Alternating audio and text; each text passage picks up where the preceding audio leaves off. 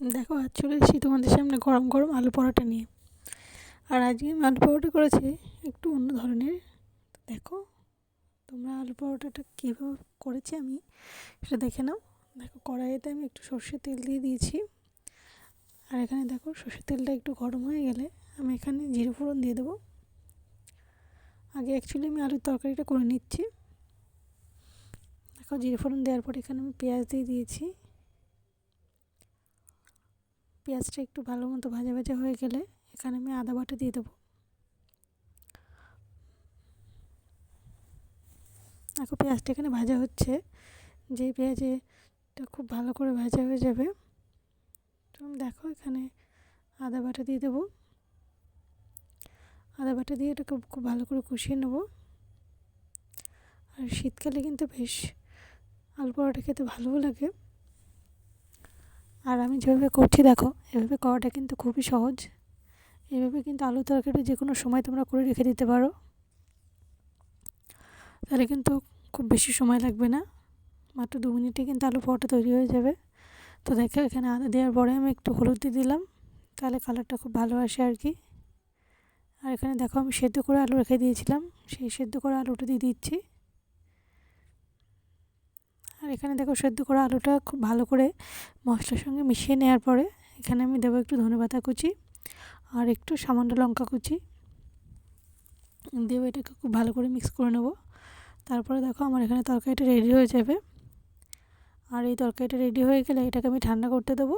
ঠান্ডা করতে দেওয়ার পরে যেই ঠান্ডা হয়ে যাবে তখন আমি পরোটার ডোটা করে নেব।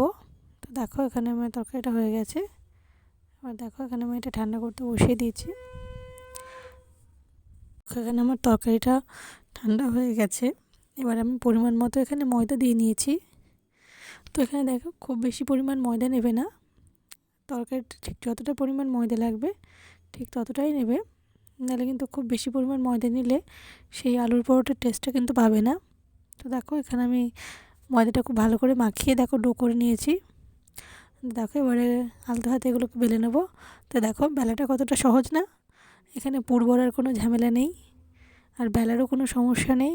দেখো এভাবে করলে কিন্তু যে কিন্তু পারে না তো সে কিন্তু সহজেই পেরে যাবে। তো দেখো এইভাবে আমি বেলে নিয়েছি পাতলা করে।